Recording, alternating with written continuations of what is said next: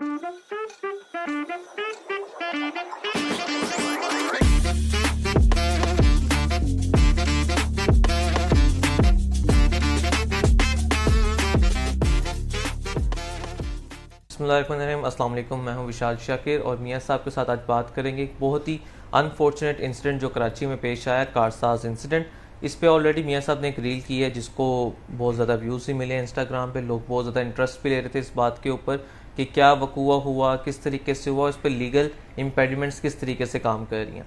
चूँकि ये मैटर एक सबजुडिस मैटर है, इसलिए हम इसकी डिटेल्स में उस तरीके से नहीं जाएंगे regarding the names of the parties और इस टाइम कोर्ट में क्या चीज़ चल रही है। बट एक लीगल उसको गार्ब के अंदर हम देखेंगे कि कानून इसके बारे में क्या कहता है और किस तरह डिफरेंट एंगल्स इसको एक्सप्लोर कर सकते हैं। बहुत सारे लोग इसके ऊपर बात कर रहे हैं कि इसको फांसी दे देनी चाहिए, कुछ कह रहे हैं कि सुलह हो जाएगी, कुछ कह रहे हैं कि जुडिशियल सिस्टम फिर से फेल हो जाएगा। तो जानते हैं मियाँ साहब के साथ। अस्सलाम वालेकुम सर। वालेकुम सलाम। सर, इस बार भी जुडिशियल सिस्टम फेल होता नज़र आ रहा है या कारसाज में आपको कुछ अलग चीज़ होती नज़र आएगी? विशाल, जुडिशल सिस्टम पे, लॉयर्स की मोरालिटी पे, इन सारी चीज़ों पे बात करने से पहले आप ये ज़रा देखें जो मैं आपको दिखाना चाहूँ।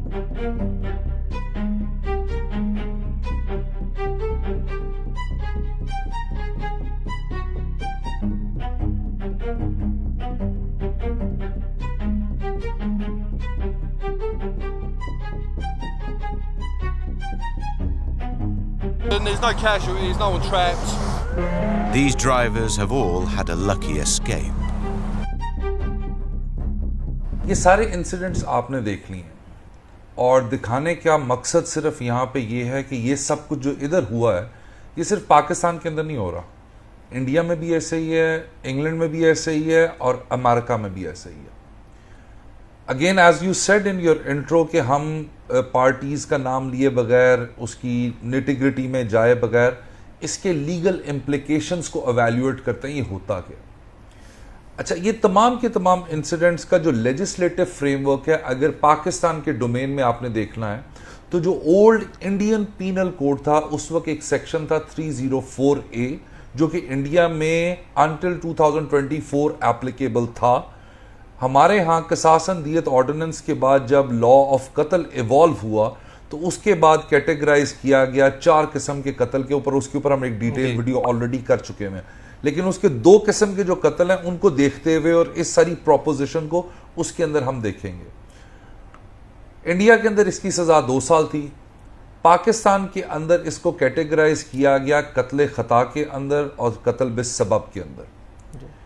अच्छा, कत्ल बिस्सबब को या कत्ल खता को समझने के लिए मैं ओवर सिंप्लीफाई आप लोगों के आगे करता हूं कि अगर कोई बंदा नेग्लिजेंट और रैश ड्राइविंग करता है और उसके कॉन्सिक्वेंस में किसी का कत्ल कॉज कर दिया जाता है तो अगर उसके पास लाइसेंस है तो इसकी सजा जो डिफाइंड है लॉ के अंदर सेक्शन 319 में कत्ल खता को डिफाइन किया गया और 320 के अंदर उन्होंने बता दिया इसकी सजा क्या है। वो आपके पास 10 साल की इंप्रिजनमेंट है और उसके साथ साथ दियत है।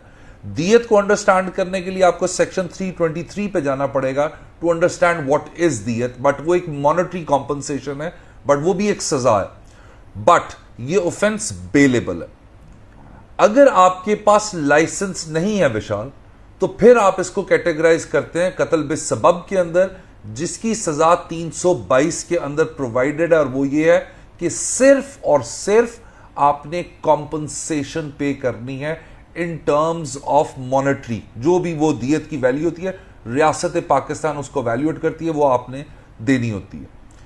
अच्छा, इस जगह के ऊपर अगर आप ये राइट साइड पे आपके पास स्क्रॉल डाउन हो रहे होंगे बहुत सारे मैसेजेस कि आप जुडिशियल सिस्टम को क्रिटिसाइज कर रहे हैं, आप उसके बाद क्या कहते हैं लीगल फ्रेमवर्क को क्रिटिसाइज कर रहे हैं, उसके बाद अदलिया को क्रिटिसाइज कर रहे हैं। बात यहां पे ये समझने वाली है कि अदलिया like lawyers are bound by the law. हमने अपनी टीम के साथ, MMJLA की टीम के साथ, विशाल ने, मैंने और बाकी एसोसिएट्स ने इस पे एक डिटेल रिसर्च की और जो इस वीडियो के एंड पे तमाम केस लॉज मैं आपके सामने रख दूंगा। अच्छा, इन तमाम केस लॉज को देखने का मकसद ये था कि सारी की सारी जूरिस्प्रूडेंस जो है कत्ल खता और कत्ल बिस्सबब की रिवॉल्व अराउंड करती है नेग्लिजेंस और रैश ड्राइविंग के अंदर जी। अब to my utmost surprise and shocking जो एक नया एंगल निकला कारसाज इंसिडेंट के अंदर, हमारी जूरिस्प्रूडेंस के अंदर या इन दो सेक्शंस के अंदर, टू बी वेरी ऑनेस्ट, उसका किसी किस्म का आपको कोई एंगल नहीं मिलेगा। और वो ये है कि अगर कोई बंदा विलफुल इंटॉक्सिकेशन करके गाड़ी चलाता है और उसके कॉन्सिक्वेंस में किसी की डेथ हो जाती है, तो क्या वो फिर भी कत्ले खता बनेगा? क्या वो फिर भी कत्ल बेसबब बनेगा? क्योंकि कत्ल बेसबब नॉन बेलेबल है। और जो केस लॉस मैं आपको दूंगा उसके अंदर बहुत सारी जजमेंट्स ऐसी मौजूद हैं जो कहती हैं कि अगर किसी ऑफेंस के लिए इम्प्रिजनमेंट नहीं है तो हम उसको टर्म ऐसे ही करेंगे as if it's a bailable offence. I mean meaning thereby कि कोई भी बंदा, और जितने भी इंसिडेंट्स मैंने आपके सामने रखे हैं, majority of those are the ones which are the highlighted ones, जिसके अंदर ये सोशल मीडिया, इंटरनेट, टीवी की लाइमलाइट में आ गए और हाईलाइट बन गए। लेकिन अदरवाइज बहुत सारे इंसिडेंट ऐसे होते हैं जहां पे जो एवरी वॉक ऑफ लाइफ के जितने भी लोग हैं, जो यानी वो लोअर मिडिल क्लास से भी हो सकते हैं, मिडिल क्लास से भी हो सकते हैं, वो गरीब लोग भी हो सकते हैं, जिन पे इन ऑफेंसेस की FIR हुई होती है।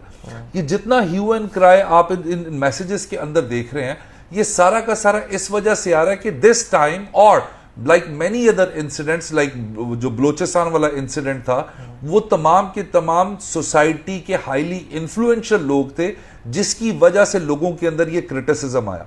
अच्छा, आपका क्रिटिसिज्म करना बिल्कुल जायज है, आपका इस बात को क्रिटिसाइज करना कि जी जो अमीर लोग होते हैं ये पैसे के नशे के अंदर ये सब कुछ कर लेते हैं, वो सब बातें ठीक है to the extent of social understanding. लेकिन जब आपने लीगल पैरामीटर्स के ऊपर इसको देखना है, तो फिर यह नहीं हो सकता कि अगर एक जुर्म की सजा 10 साल है तो उसको सजाए मौत दे दी जाए, अगर किसी जुर्म की सजा 2 साल है तो उसको आप चौक में खड़ा करके जो है वो सजाए मौत दे। ऐसा नहीं हो सकता। सो हमने इस वीडियो को बनाने का मकसद यही है कि आपके सामने लेजिस्लेटिव फ्रेमवर्क रखें। अच्छा, लेजिस्लेटिव फ्रेमवर्क के साथ जिस तरह मैंने कहा कि हमने बहुत सारी रिसर्च की, और उस तमाम रिसर्च के अंदर जितनी भी जजमेंट्स हमें मिली, अभी रिसेंटली जो एक जजमेंट आई है लॉर्डशिप मिस्टर जैसे तारिक सलीम शेख साहब की, लियाकत मसीह वर्सेस द स्टेट 2018 की रिपोर्टेड जजमेंट है, उस जजमेंट के अंदर भी नेग्लिजेंस को, रेकलेस को, रैशनेस को, ड्राइविंग को इंटरप्रेट किया गया in terms of those parameters. But what if Vishal, कि अगर एक बंदा विलफुल इंटॉक्सिकेशन करके और कोई किसी का कत्ल कर देता है through negligent and rash driving, तो उस सिनेरियो के अंदर क्या हमारे पास जो फ्रेमवर्क है वो 320 और 22 का ही रहेगा। अच्छा, अब जो बात मैं आपसे करने लगा हूं ये बड़ी अनकन्वेंशनल बात है, this is something out of the box discussion, और उसकी वजह यह है कि इंग्लैंड की अगर आप बात करें तो इंग्लैंड के अंदर रोड ट्रैफिक एक्ट है, उसका सेक्शन 3A डील करता है। उन्होंने रेकलेस और रैश ड्राइविंग को इंटेंशन के साथ जो है ना वो मिला के उसकी सजा लाइफ इंप्रिजनमेंट भी और इंडाइटेबल ऑफेंस है, जो कि क्राउन कोर्ट में डायरेक्ट इंडाइट होता है। अगर आप उसके अंदर अमेरिका की बात करें तो क्लास E, क्लास D के अंदर इसको कैटेगराइज किया गया और इट्स अ फेलनी ऑफेंस। और वहां पे जो हमने देखा है हमारी रिसर्च के मुताबिक बहुत सारी रियासतों में 15 साल से लेकर 99 साल तक सजा है। इंग्लैंड की बात करें 15 साल से लाइफ इंप्रिजनमेंट की सजा है। इंडिया के अंदर जो उनका नया भारतीय सेना उनका जो नया लॉ आया है इंडियन पीनल कोड का, उसके अंदर इन्होंने इम्प्रोवाइज किया है 304A को। पहले 304A में 2 साल सजा थी, लेकिन अब उन्होंने विलफुल इंटॉक्सिकेशन के अंदर अगर आप किसी का कत्ल कर देते हैं तो उसको 5 साल से ले गए हैं, और 5 साल के बाद अगर आपने हिट एंड ट्रायल कर अगर आप वो हिट एंड रन का केस है और आपने रिपोर्ट नहीं किया तो उन्होंने उसकी सजा 10 साल कर दी हुई है, और मैंडेटरी 5 साल की जो इम्प्रिजनमेंट है वहां पे।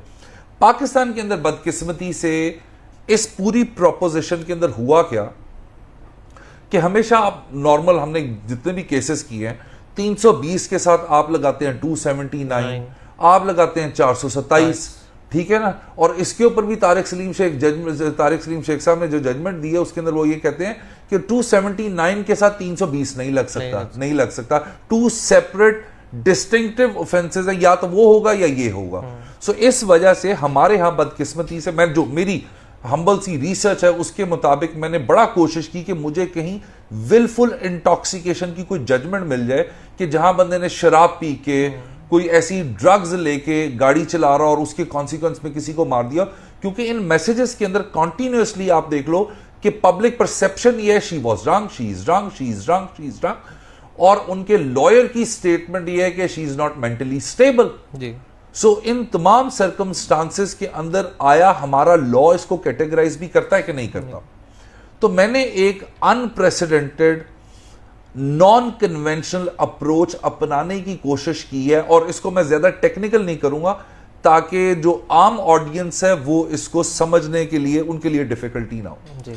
मैं एक प्रोपोजिशन देता हूं, मैं ये कहता हूं कि अगर कोई बंदा विलफुल इंटॉक्सिकेशन करके गाड़ी चलाता है और उसके कॉन्सिक्वेंस के अंदर वो किसी बंदे को मार देता है, तो उस सिनेरियो के अंदर, जिस तरह वेस्ट के अंदर ब्रेथलाइजर टेस्ट है, इंडिया के अंदर भी ब्रेथलाइजर टेस्ट है, हमारे यहां तो ड्रग्स लेना या शराब पीना वैसे ही ममनू है। It's not, it's Islamic state, हालांकि बहुत ज्यादा कंज्यूम होती है, that we know for a fact. तो उस सिनेरियो के अंदर कि अगर कोई बंदा विलफुल ड्रग्स लेके विलफुल इंटॉक्सिकेशन करके गाड़ी चलाता है और किसी को मार देता है, तो क्या उस सिनेरियो के अंदर आप इसको कैटेगराइज करेंगे 320 या 322 के अंदर, जिनकी बहुत पैटी सजाएं हैं, बिल्कुल पैटी सजाएं। मैं ये अप्रोच लेने लगा हूं और मैं ये कहने लगा हूं कि इन सिनेरियो के अंदर ये केस ना तो 322 का बनता है, ना ये 320 का बनता है। ऐसे बंदे के ऊपर अगर साबित हो जाए, जो कि मेडिकल टेस्ट से साबित हो जाता है कि इसने शराब पी हुई है या कोई ड्रग्स ली हुई है, साबित हो जाए, तो आप ऐसे बंदे के ऊपर 302 की एफआईआर काटेंगे। ये बड़ी एक इंटरेस्टिंग अप्रोच आपने ली है। 302 डायरेक्ट 302 कत्ले अम्द। अच्छा, अब सवाल यहां ये पैदा हुआ कि कत्ले अम्द की एफआईआर कैसे होगी। जी। उसके लिए अगेन मैंने ऑलरेडी एक डाइसेक्शन की हुई है लॉ ऑफ कत्ल के अंदर, कि सेक्शन 300 को जब आप पढ़ते हैं तो सेक्शन 300 के अंदर दो किस्म के एलिमेंट्स हैं। एक आपका एलिमेंट जो है वो डील करता है इंटेंशन के पोर्शन को, और दूसरा एलिमेंट आपका डील करता है नॉलेज के पोर्शन को। अब मैं आपकी ऑडियंस के लिए स्क्रीन के ऊपर वो पोर्शन चलाता हूं जो कत्ले अम्द को डिफाइन करता है नॉलेज से रिलेटेड। स्क्रीन के सामने पॉप आउट हो गया है।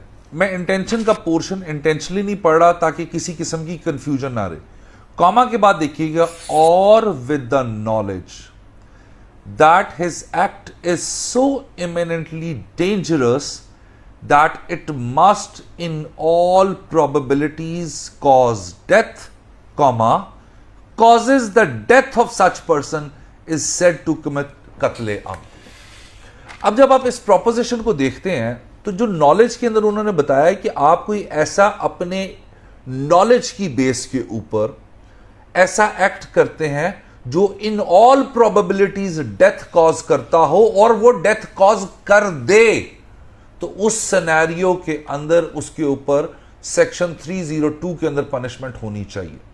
अच्छा, ये बात करने का मकसद ये है कि एक बंदा दुनिया के अंदर एस्टैब्लिश्ड प्रिंसिपल है, बहुत सारे ममालिक के अंदर, चाहे इंडिया हो, चाहे इंग्लैंड हो, चाहे अमेरिका हो, there is a legit limit जहां आप ड्रिंक करके चला, और वो लिमिट वेरी करती है, हर स्टेट में, स्टेट टू स्टेट वेरी करती है कि इससे बाद आप ड्राइविंग नहीं कर सकते।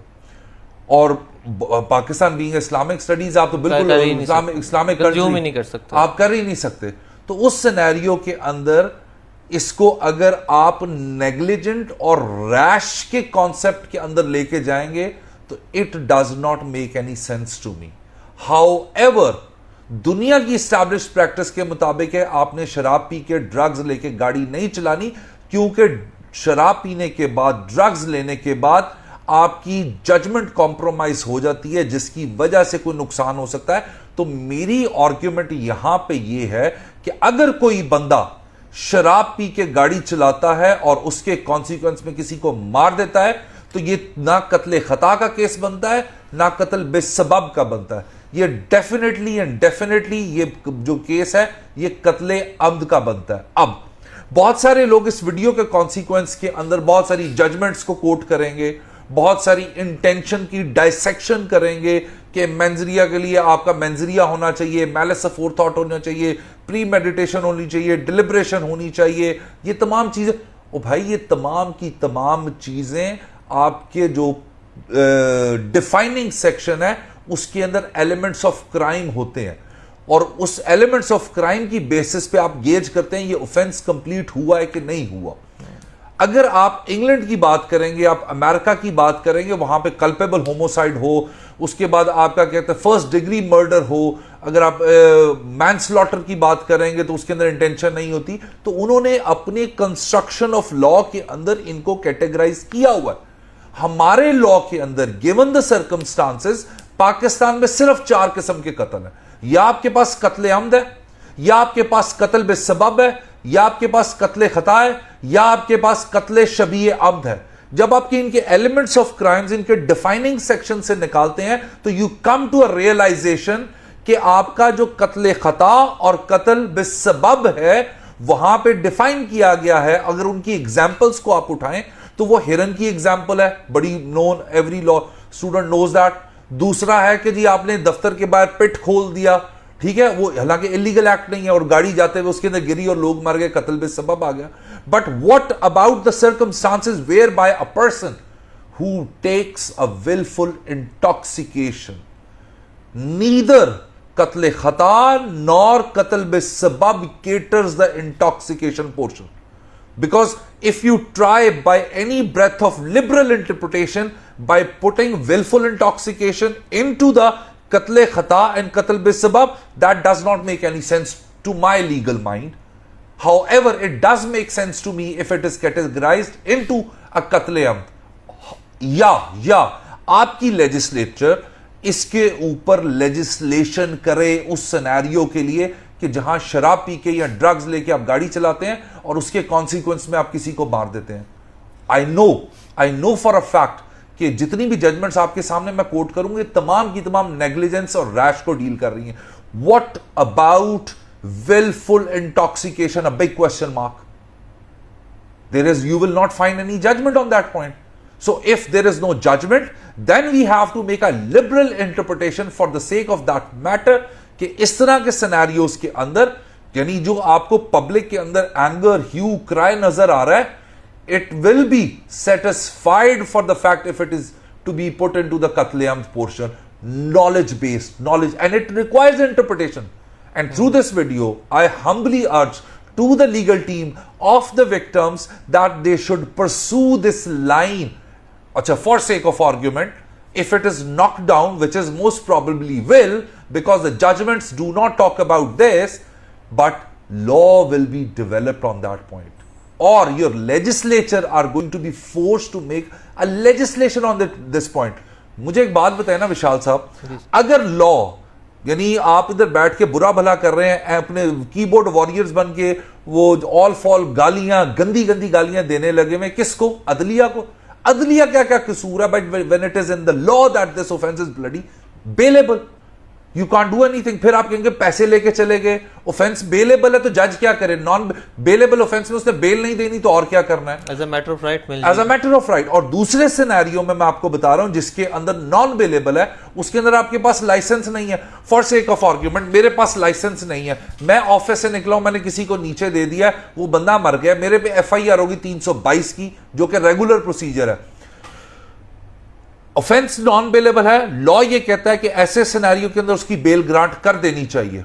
चले आप मेरी बेल नहीं भी ग्रांट करते, हालांकि पाकिस्तान में दहशतगर्दी की भी बेलें ग्रांट होती हैं, कत्ले अमद की भी होती हैं, और रेप केसेस में भी बेल्स ग्रांट होती हैं। इसके अंदर अदालतों का बेल ग्रांट करने में कसूर नहीं है। This is what the law says.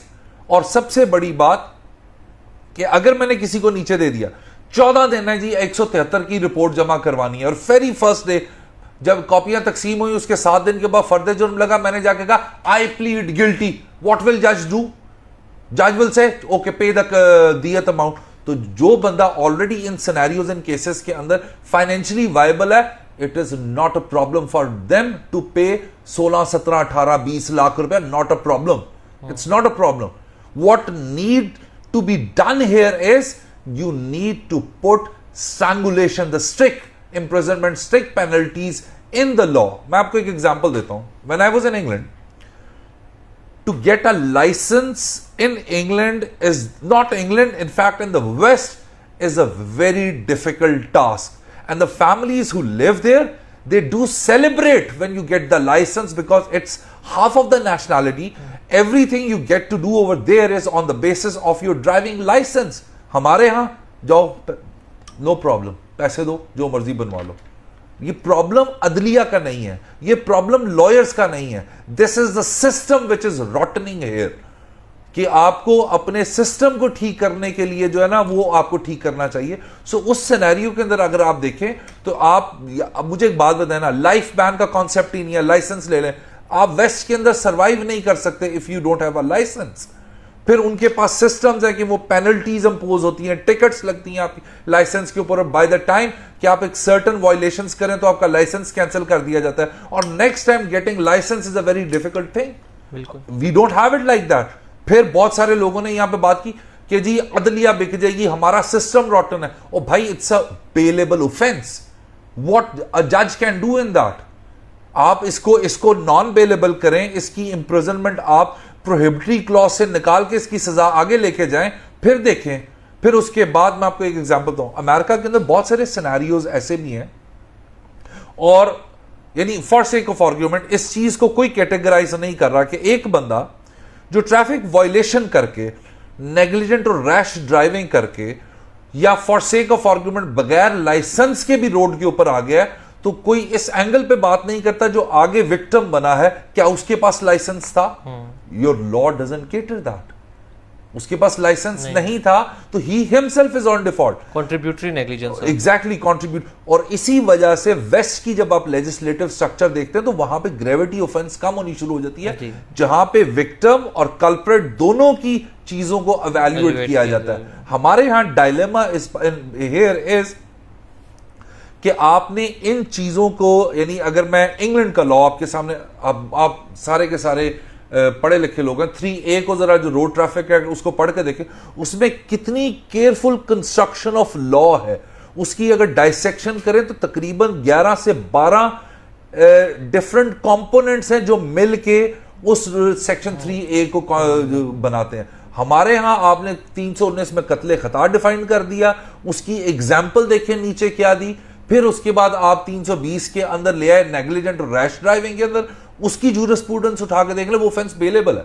I mean for sake of argument आप मुझे कह रहे थे जब हम ये डिस्कशन कर रहे थे कि सर अगर देखा जाए तो जो 320 है उसकी ग्रेविटी ज्यादा है अगर मेरे पास लाइसेंस है.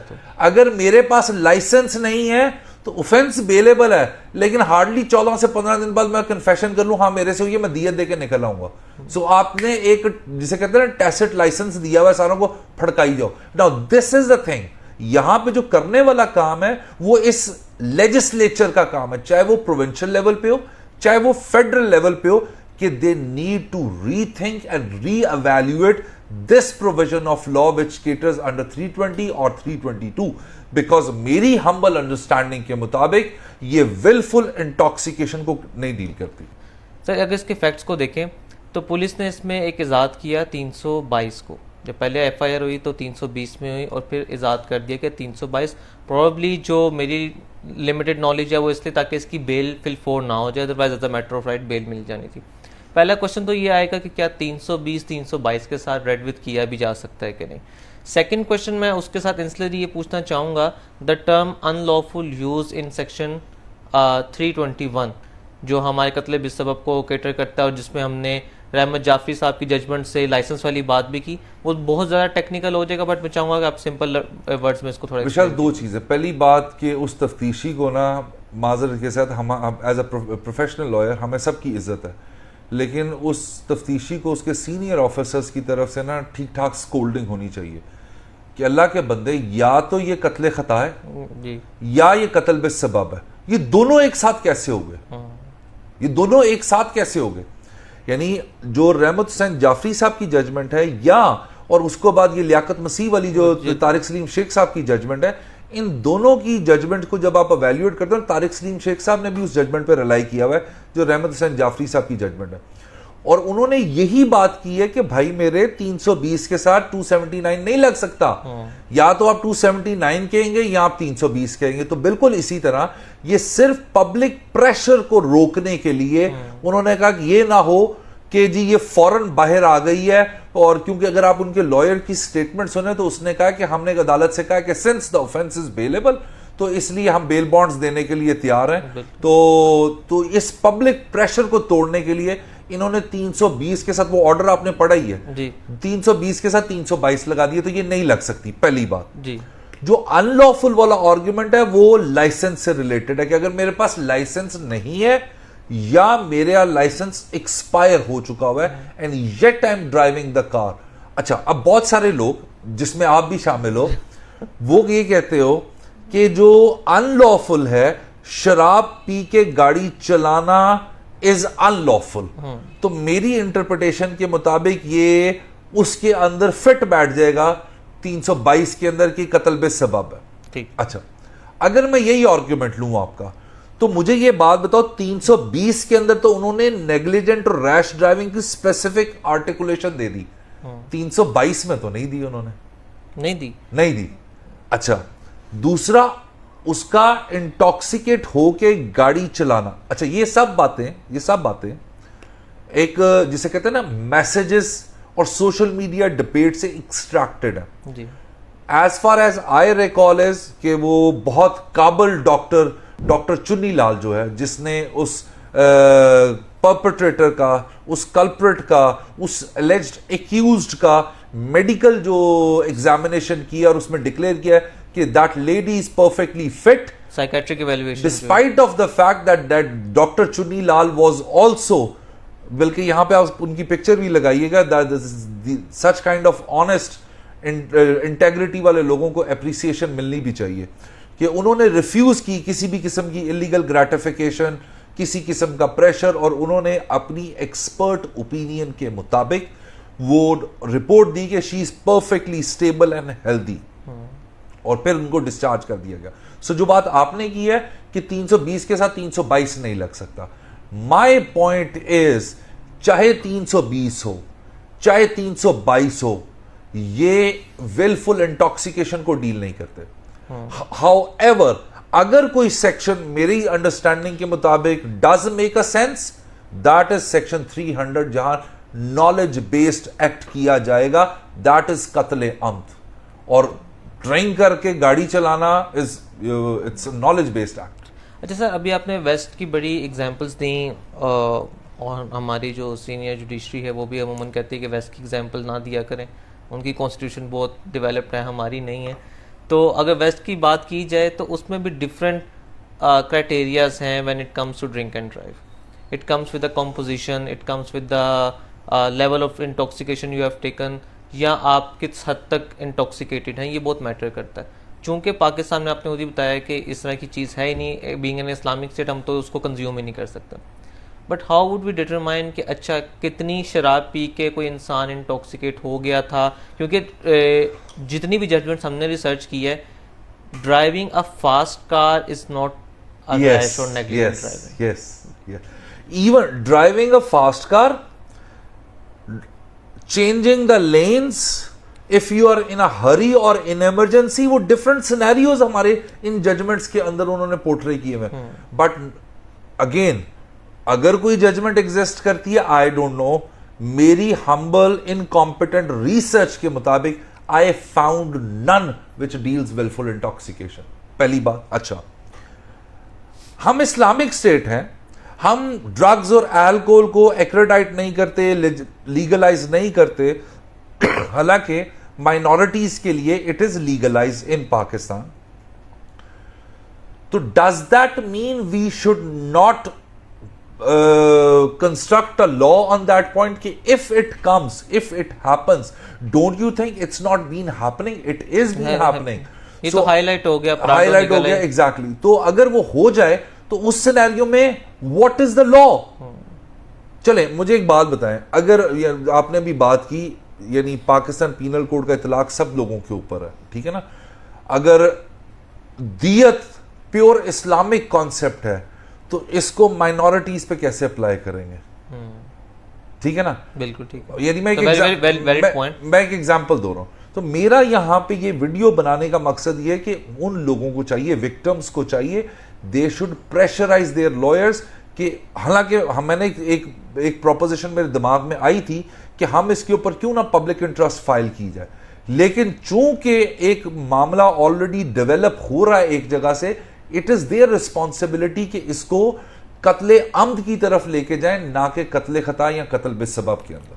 बट सर आपने समझते जो अभी चाहे आयोग की तरफ से किया गया हो, चाहे प्रोसिक्यूशन की तरफ से किया गया हो, the addition of 322 it will damage prosecution, उससे तो प्रोसिक्यूशन को it will डैमेज damage कर prosecution, it will damage, nothing to cheer about, nothing to cheer about। For instance, बहुत सारे लोगों को मैंने देखे हैं, मैसेजेस मुझे भी आए हैं कि वो बहुत खुश हो रहे हैं, जो सेलिब्रेट किया गया कि हमने 322 ऐड करवा दिया है।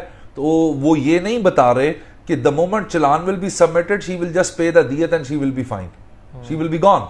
सो what's the point of keeping a woman for you know, जिसे कहते हैं कि for very limited, not a woman, I will categorize as a person, क्योंकि person is legal person in a jail for only couple of days and then the case will be finished।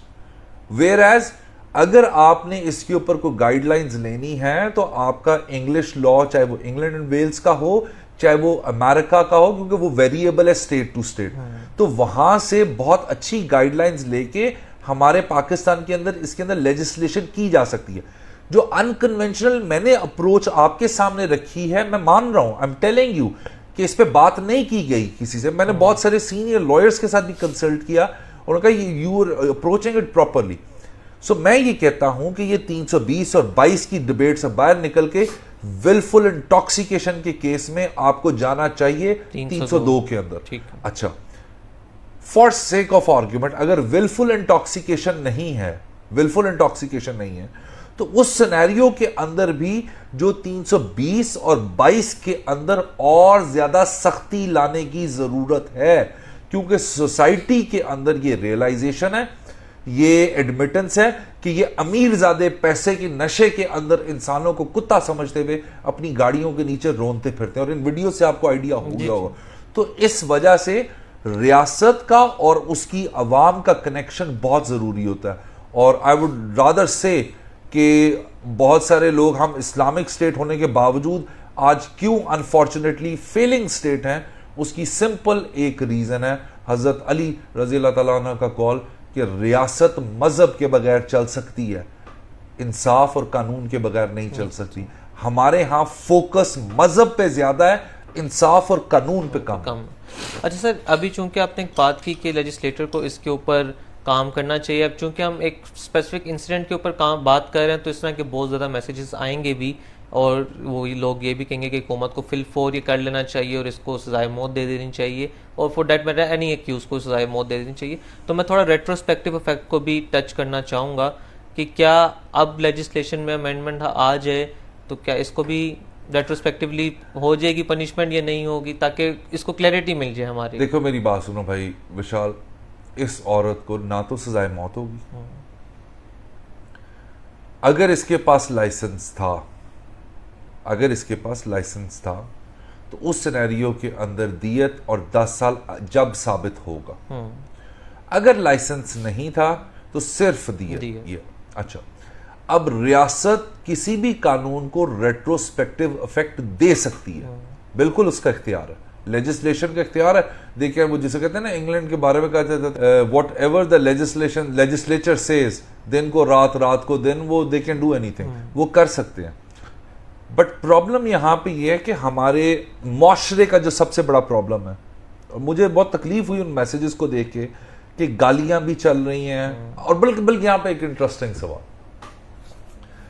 किसी ने comment किया हुआ था मेरी उसी reel के ऊपर कि सर आप लोगों को ऐसे लोगों के केसेस नहीं लेने चाहिए। ये मेरा लास्ट क्वेश्चन था, बट आपने टेकअप कर लिया तो इसी को एड्रेस कर लिया। आप लोगों को ऐसे केसेस नहीं लेने चाहिए। क्या वकीलों की कोई मोरालिटी नहीं होती?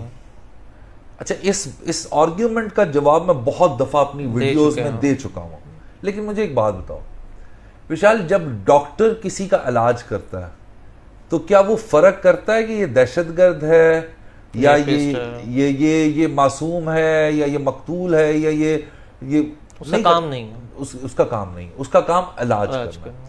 इसी तरह एक लॉयर का काम अपने क्लाइंट को रिप्रेजेंटेशन देना है। अच्छा, अब इसके लॉयर ने कहा कि वो साइकोसिस के अंदर है, उसके साइकियाट्रिक इश्यूज हैं, तो डज दैट मीन कि he is saying on his own? The answer is no. We don't make the defence on our own. This must be उसके वारसान ने, उसके घर वालों ने उस वकील को बताया होगा। और लॉ के अंदर मजे की बात बताऊं, बहुत सारे लोग इस बात के ऊपर शायद समझ ना पाए कि वो जाके पाकिस्तान पीनल कोड के सेक्शन 76 से लेके सेक्शन 106 को पढ़ें, तो वहां पे यानी जिनको नाम दिया गया जनरल डिफेंसेस, मैं आपकी ऑडियंस के लिए आसानी कर दूं कि वो ऐसे सिनेरियोज को केटर करते हैं 76 से 106 जहां पे आपका कोई भी क्राइम करना, चाहे वो कत्ल हो, चाहे वो जो कोई भी हो, वो समटाइम्स एक्सक्यूजेबल होता है, समटाइम्स जस्टिफाइबल होता है सेल्फ डिफेंस, और समटाइम्स वो जिसे कहते हैं इग्नोरेबल होता है। सो वो सिनेरियोज को पोर्ट्रे करता है। अगर कोई बंदा मेंटली अनस्टेबल है और वो उस वक्त अपने लूसिड इंटरवल में नहीं है, अपने साइकोसिस के अंदर है, तो लॉ बिल्कुल कैटेगराइज करता है कि ऐसे बंदे को आप सजा नहीं दे सकते, बल्कि उनको मेंटल हेल्थ फैसिलिटीज के अंदर भिजवाया जाता है और ये वो सारा कुछ। हालांकि ये आर्ग्यूमेंट बाद में जो सब्सिक्वेंट डॉक्यूमेंट्स आए डिफरेंट बोर्ड ऑफ कंपनीज के डायरेक्टर्स और सब कुछ, वो मैं उस पर नहीं बात करता। सो हमारे लॉयर्स की जो मोरालिटी होती है उसको सिर्फ और सिर्फ कानून कमांड एंड कंट्रोल करता है। अगर किसी के साथ जुल्म हुआ है तो उसको रिप्रेजेंटेशन भी लॉयर्स देते हैं, अगर किसी ने जुल्म किया है तो उसको भी रिप्रेजेंटेशन लॉयर्स ही देते हैं। सो इसमें उनके लॉयर्स का कोई कसूर नहीं है। अगर वो 2 दिन में निकल के बाहर आ जाए, 4 दिन में निकल के आ जाए, तो उसके अंदर अदालतों का कोई कसूर नहीं, आपका कानून इस तरह का है। सो ये जितना प्रेशर आपने बनाना है ये आप अपने लेजिस्लेचर के ऊपर बनाएं ताकि वो इस कानून के अंदर सख्ती लेके आए। Sir thank you so much, it was a really nice और आउटसाइड द बॉक्स एक आपने जो अप्रोच दी है। मैं भी सारी रात सोचता रहूँ इसमें कि हमें ये किस तरह होना चाहिए, और जैसे आपने बात की कि इसमें हम देखेंगे कि कुछ लॉ इवॉल्व होना चाहिए।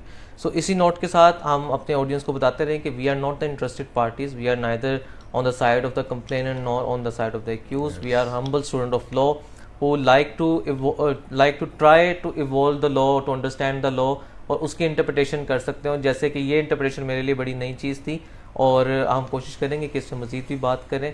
आगे जैसे केस डेवलप होगा हम कोशिश करेंगे उस पर फॉलो वीडियो ही बनाएं, और आपके कोई कमेंट या क्वेश्चन हो please feel free to drop them under the comment box on this videos, और उससे पूछें ताकि हम उनका जवाब दे सकते हो। Thank you so much.